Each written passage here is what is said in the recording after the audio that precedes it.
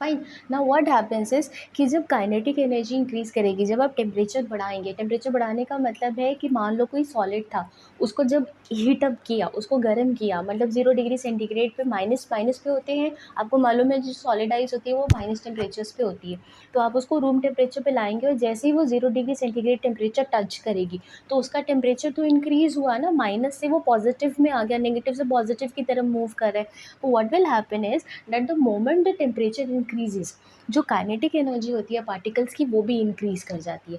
Now what happens because of this, ये जो increase हुआ काइनेटिक एनर्जी का, इसकी वजह से हाँ, अंदर क्या मैकेनिज्म होता है जिसकी वजह से सॉलिड स्टेट लिक्विड स्टेट में कन्वर्ट हो जाता है। Now what happens is that when kinetic energy increases, these particles they start vibrating very rapidly. इनके अंदर बहुत रैपिड वाइब्रेशन स्टार्ट हो जाते हैं और ये अपनी जगह पे बहुत तेज़ तेज़ वाइब्रेट करने लगते हैं। फाइन। इन वाइब्रेशंस की वजह से होता क्या है, इतने रैपिड वाइब्रेशन से, ये मैं वर्बली बता रही हूँ तो आपको समझ नहीं आ रहा होगा, बट जब ये ऑब्जर्व किया गया है बाय साइंटिस्ट, तो उन्होंने ऑब्जर्व किया है कि ये वाइब्रेशंस इतने ज़्यादा तेज़ हैं, काइनेटिक एनर्जी जो डेवलप हो जाती है टेम्परेचर इंक्रीज़ करने की वजह से, वो इतनी ज़्यादा हो जाती है कि वाइब्रेशंस की वजह से क्या होता है, जो पार्टिकल्स हैं धीरे धीरे एक दूसरे से दूर होने लगते हैं। जो इनकी इंटरमोलिकुलर फोर्स ऑफ अट्रैक्शन है वो धीरे धीरे वीक होने लगती है रैपिड वाइब्रेशंस की वजह से। यानी इनके बीच में स्पेसेस डेवलप होने लगती है। जो इंटरमोलिकुलर फोर्स ऑफ अट्रैक्शन है, कोई चीज़ बहुत तेज तेज तेज तेज वाइब्रेट करती जा रही है, तो व्हाट विल हैपन इज कि उसके बीच में धीरे धीरे जो दो पार्टिकल्स हैं वो धीरे धीरे एक दूसरे से दूर होने लगेंगे because of rapid vibration. What and because of that what is happening कि जो उनके बीच का इंटरमोलिकुलर फोर्स ऑफ अट्रैक्शन है वो ब्रेक होता जा रहा है, ठीक है, वो लूज़ होता जा रहा है, वो ढीला पड़ता जा रहा है। तो हो क्या रहा है, पार्टिकल्स के बीच में स्पेसेस डेवलप होती जा रही हैं। और इन स्पेसेस के डेवलप होने का क्या मतलब है कि जो कॉम्पैक्ट स्ट्रक्चर था, मतलब अगर मैं एक्सप्लेन करूँ ऐसे, this was the structure before increase in temperature. मतलब आप मान के चलिए कि जो आइस है जब वो ठंडी होती है, रूम जब रेफ्रिजरेटेड होती है तो उसका स्ट्रक्चर ऐसा होता है। लेकिन जब आप उसको बाहर लाते हैं, उसको गर्म करते हैं या उसको रूम टेम्परेचर पे छोड़ते हैं, तो क्या होगा, टेम्परेचर इंक्रीज हुआ, the particle start vibrating rapidly, and because of that what happens is कि ये स्ट्रक्चर इसमें कन्वर्ट हो जाता है। जो उनके बीच का इंटरमोलिकुलर फोर्स है वो धीरे धीरे लूज होने लगता है, कम होने लगता है, वीक होने लगता है। So what happens is the molecule start moving. अभी तक जो मॉलिक्यूल्स एकदम कॉम्पैक्ट थे, एक जगह पे रुके हुए थे, खिंच नहीं रहे थे, धीरे धीरे क्या होता है, उनके बीच की स्पेस इतनी ज़्यादा होने लगती है कि वो एक दूसरे से दूर मूव करने लगते हैं। They start moving away from each other. और ये चीज़ आपको बहुत अच्छी तरह पता है कि अगर पार्टिकल्स के बीच में स्पेसेस डेवलप होने लगती तो वो फेस क्या हो जाती है, that state is no longer a solid, it will get converted into a liquid. समझ में आया? इसीलिए टेम्परेचर इंक्रीज़ करने पर स्टेट्स चेंज होती हैं। ये कभी बहुत मुश्किल होता है समझना या बहुत कॉम्प्लिकेटेड है समझना कि टेम्परेचर इंक्रीज होने पर काइनेटिक एनर्जी का लिक्विड स्टेट, सॉलिड स्टेट से लिक्विड स्टेट में कन्वर्जन में उसमें क्या, उसका क्या रोल है। यही रोल है कि जब काइनेटिक एनर्जी बढ़ेगी तो पार्टिकल्स बहुत रैपिडली वाइब्रेट करेंगे, वाइब्रेशन की वजह से उनके बीच में कोलिजन होगा, उस कोलिजन की वजह से वो एक दूसरे से छिटक जाएंगे, एक दूसरे से दूर भाग जाएंगे, और उस एक दूसरे से दूर भागने की वजह से उनके बीच में स्पेसेस डेवलप होंगी, और यही स्पेसेस उनको फोर्स करेंगी to move from one place to another. And I told you this कि जो चीज़ें मूव कर सकती हैं, because liquids and gases can move, they are called as fluids. Fluids basically means what, property to flow from one place to another. अब इनके बीच में spaces develop हो गए हैं तो ये आसानी से एक जगह से दूसरी जगह फ्लो कर सकते हैं। और हुआ क्या, सॉलिड स्टेट किस में कन्वर्ट हो गया, लिक्विड स्टेट में। अब इसी को अगर आप और गर्म कर देंगे, ये वाली स्टेट तो गायब ही हो गई, सॉलिड स्टेट तो रह ही नहीं गई। फाइन। अब इसी स्टेट को अगर आप और गर्म करेंगे, if you start increasing its temperature further, then what will happen is again the same thing, kinetic energy will increase further, particles will start vibrating more rapidly, और स्पेसेस डेवलप होंगी इनके बीच में, इनका इंटरमोलिकुलर फोर्स ऑफ अट्रैक्शन और कम होता चला जाएगा, और ज़्यादा स्पेस डेवलप होंगी, और अब ये आसानी से, बहुत रेडिली, बहुत रैपिडली एक जगह से दूसरी जगह मूव कर पाएंगे। तो इस प्रोसेस को, ये स्टेट क्या हो गई, इसका मतलब है कि जब आप फर्दर टेम्परेचर इंक्रीज़ कर रहे हैं तो स्पेस और बढ़ेगी, इंटरमॉलिक्यूलर फोर्स ऑफ अट्रैक्शन और ज़्यादा इंक्रीज़ होगा, पार्टिकल्स और आसानी से एक जगह से दूसरी जगह मूव कर जाएंगे और स्टेट किस में कन्वर्ट हो जाएगा, लिक्विड से गैस में। This is what is called as vaporisation या बॉइलिंग। इसी को बॉइलिंग या वेपराइजेशन बोलते हैं। और इससे पहली स्टेट जिसमें सॉलिड लिक्विड से कन्वर्ट हो रहा था उसको फ्यूजन या मेल्टिंग बोलते हैं। समझ में आई इतनी सी चीज़। So this is how temperature affects. ये एक कंडीशन है जिसमें टेम्परेचर इंक्रीज़ हो रहा है। एक कंडीशन और होती है जिसमें हम टेम्परेचर कम करते हैं। तो जितने भी प्रोसेसेस मैंने आपको बताए, फ्यूजन, मेल्टिंग, उसके रिवर्स प्रोसेसेस होंगे अगर हम टेम्परेचर क्या करेंगे, कम कर देंगे। चेंज इन टेम्परेचर था ना, पहली कंडीशन मैंने क्या बताई, जब हम टेम्परेचर को इंक्रीज़ कर रहे हैं। जब टेम्परेचर इंक्रीज़ करेंगे तो कौन से प्रोसेस होंगे, मेल्टिंग, या जिसे हम फ्यूजन भी बोलते हैं, और दूसरा प्रोसेस क्या होगा, बॉइलिंग, और you can also say vaporisation. ठीक है, ये प्रोसेसेस कब होंगे, जब हमने क्या किया है, टेम्परेचर को इंक्रीज़ किया है, when we have increase the temperature. Fine. अब अगर हम टेम्परेचर को डिक्रीज़ कर रहे हैं देन व्हाट विल हैपन। अगर हम टेम्परेचर डिक्रीज़ कर रहे हैं then further two processes will take place. एक तो है कंडेंसेशन,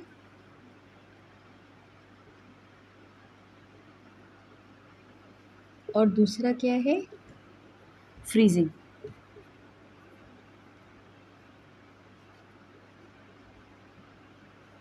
कंडेंसेशन को लिक्विफैक्शन भी बोलते हैं। This process is also called as liquefaction. और फ्रीजिंग को सॉलिडिफिकेशन बोलते हैं।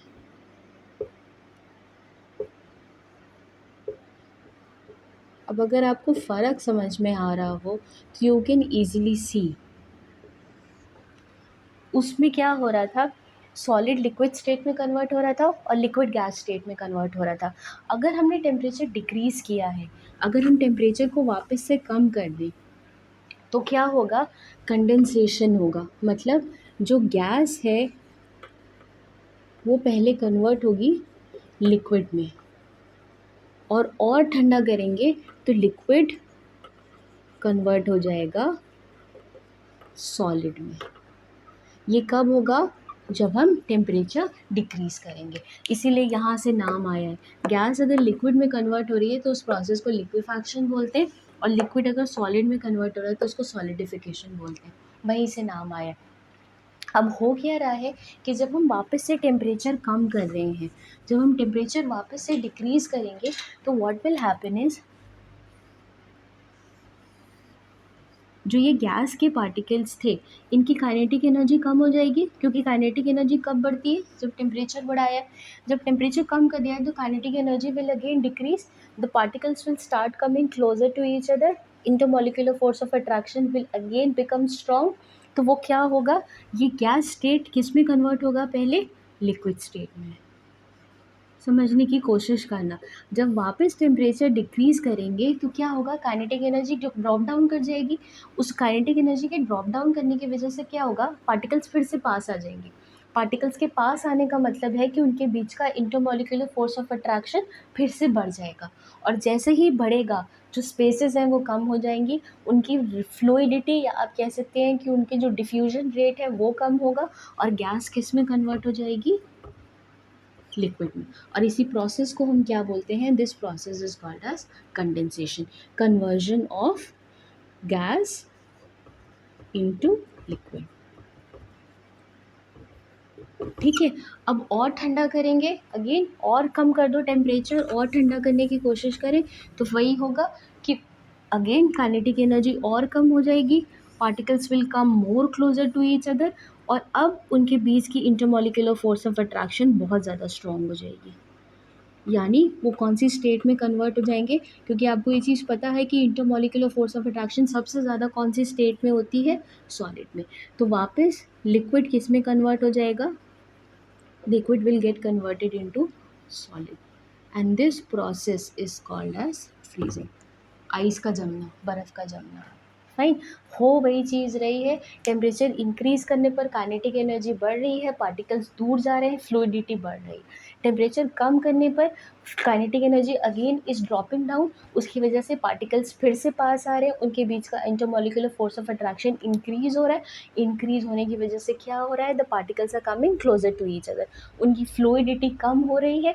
फ्लूइडिटी कम होने की वजह से क्या हो रहा है, गैस पहले लिक्विड में कन्वर्ट हो रही है और लिक्विड फिर धीरे से किस में कन्वर्ट हो रहा है, सॉलिड में। So these are basically, now can you understand that there are four processes which happen, which are controlled by change in temperature. ये 4 प्रोसेसेस हैं जो चेंज इन टेम्परेचर की वजह से होते हैं। ठीक है, क्या क्या है, मेल्टिंग और फ्यूजन और कंडेंसेशन, और ये कब होगा, जब टेम्परेचर डिक्रीज करेंगे। This will happen when temperature will decrease, we will decrease the temperature. समझ में आ गई इतनी चीज़। ठीक है, इसके आगे मैं फिर से एक बार लिख दे रही हूँ कि ये कौन सी स्टेट है, कौन सा कन्वर्जन है, solid to liquid, solid to liquid, ये है लिक्विड टू गैस, फाइन, ये है कंडेंसेशन है, गैस टू लिक्विड, और ये क्या है, freezing, liquid to solid. I hope I have made my point clear, and I hope I have explained it to you clearly कि change in temperature किस तरह जो स्टेट्स हैं उनका इंटर कन्वर्जन इफेक्ट करता है। सॉलिड को लिक्विड में कन्वर्ट करता है, लिक्विड को गैस में कन्वर्ट करता है, फिर से वापस गैस को लिक्विड में और लिक्विड को सॉलिड में कन्वर्ट करता है। और वो हो क्यों रहा है, बिकॉज एक कंडीशन में टेम्परेचर इंक्रीज हो रहा है, एक कंडीशन में टेम्परेचर डिक्रीज हो रहा है। Fine, so for today I and with this. और अगर आपको अभी भी कहीं पे कन्फ्यूजन है, कुछ समझ में नहीं आया है कोई पॉइंट, तो मुझे प्लीज़ कमेंट सेक्शन में लिख के बताइएगा, मैं आपको बता दूंगी। इसकी एग्जांपल्स मैं आपको एक्सप्लेन करूंगी नेक्स्ट वीडियो में, मैं जब नेक्स्ट वीडियो अपलोड करूंगी तो ये एग्जांपल्स कहाँ हैं ये मैं क्लियरली आपको एक्सप्लेन करूँगी। Right, thank you, thanks for watching.